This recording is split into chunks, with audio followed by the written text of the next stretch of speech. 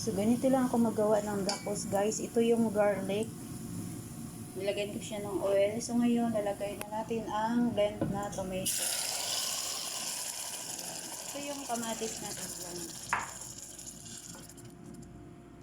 Ayan siya. So, ito po yung black pepper. Kunti lang ilagay natin.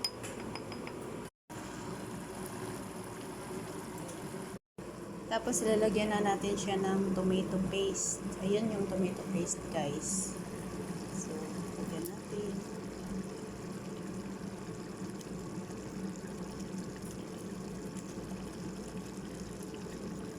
Diba? Mga kalahati siya. Tapos, halo-haloin natin. Pag maluto na yan siya, guys, maging mabango ito siya.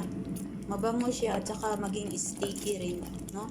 Pwede rin dagdagan ng tubig para maluto yung kamatis at mag-mix-mix talaga siya. So, yan, pag maluto na itong tacos, guys, lalagyan ko ng chili, yung green, pag end na. So, yun. Yun.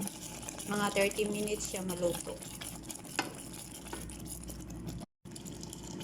Ayan, dinagdagan ko siya ng kunting tubig para maluto ang kamatis. Kasi pag hindi natin dagdagan ng tubig, parang ano siya, dry. Kaya dagdagan natin siya ng kunting tubig. Ayan. Malalaman mo yan siya pag maluto ng tacos kasi maging mabango yan siya. Tapos lagyan natin ng chili. So, ito rin na ano, guys.